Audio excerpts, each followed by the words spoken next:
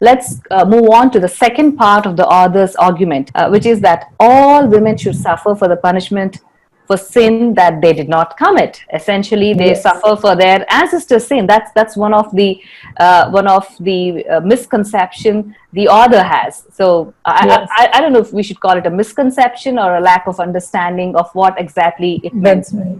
Yes. So again, same case here. It's not Yeah. just the women who are going to bear the punishment or the consequence of their ancestors' sin. It's same for all men as well.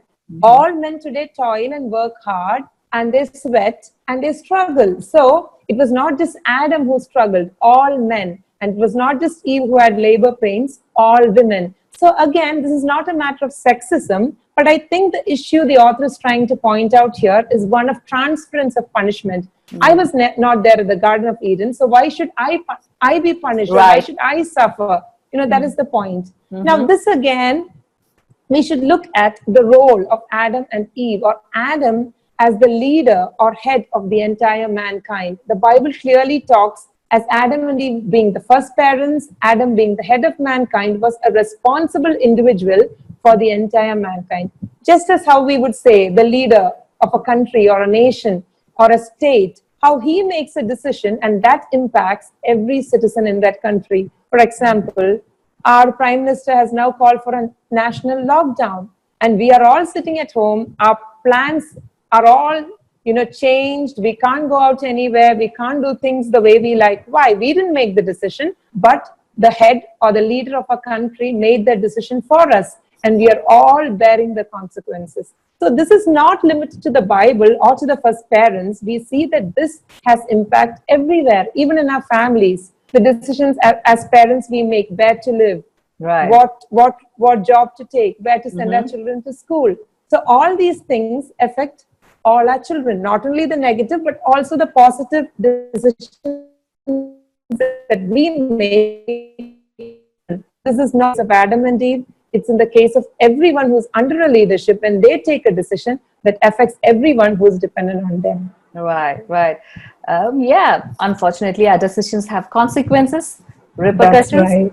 and That's sometimes well beyond ourselves. So this That is true. explains this particular point we are discussing. So here's an interesting one, Sharon. According to the author, Genesis 3:16 says that all women must suffer great pains during childbirth due to That's eating right. the fruit. And she says, as if it is somehow just that human should pay for their ancestors' sin, nor is a woman dying in labor somehow befitting of a crime she did not commit. So the verse finishes off by saying, the husband shall rule over his women, Yes. stripping us of all power in between the sexes. So let's discuss the background here a bit. Yeah, because this is something that causes a lot of confusion among every Right. one of us. I would not want to just point out the author, but this is a matter of confusion for many of us. So, as you rightly said, we need to discuss the background. Background. Now, the context here is the context of family or marriage. God made husband and wife, as we already saw. Wife was supposed to be a suitable helper for the husband. So, in divine design, husband was the leader of the home and wife was a helper, complementing him and thereby completing the family. Now, this itself is a concept that many of us do not like to accept. But if you look at any unit of society, take for instance a company, whether it's an IT company or a pharma company, wherever we are working, we have leaders or position or a project manager or a team manager, those who are in authority over us. If Right. everyone in an organization had the same role, it would be a deficient, inefficient, chaotic place to be.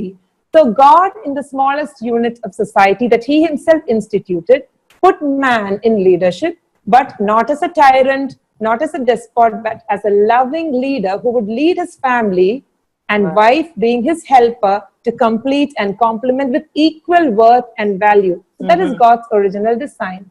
Right. But when sin came into the Picture, yeah. picture, became a struggle. And would have been a loving leader.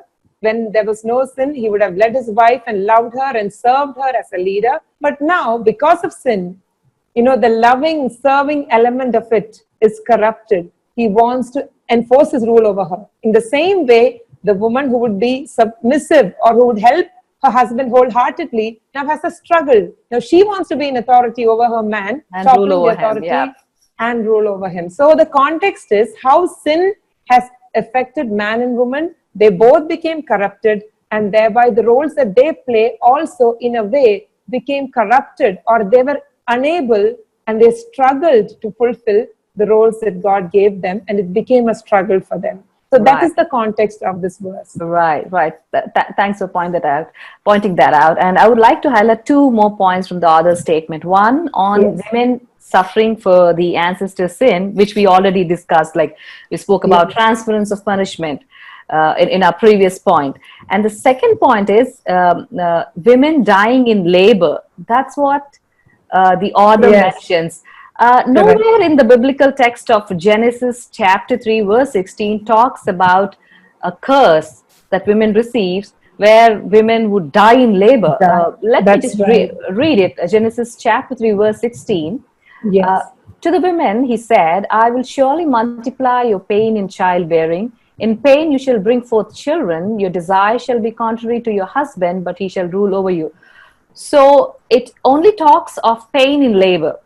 That's right. As the author claimed or mentioned in her article, if God intended that women should die in labor, Die or in women labor, dying in labor is a befitting to crime, as the author claims, then there would be no women left on the face of the earth now. Like all the That's women right. in labor should have been dead Would have now, died. right? Yes, yes, Right. exactly. So That's then I right. think this misconception falls apart on its own That's right. as we clearly read. So with this we wrap up different misconceptions. We discussed about 3 misconceptions the author has put together on Yes. this website, on this article, where she claims Torah is sexist.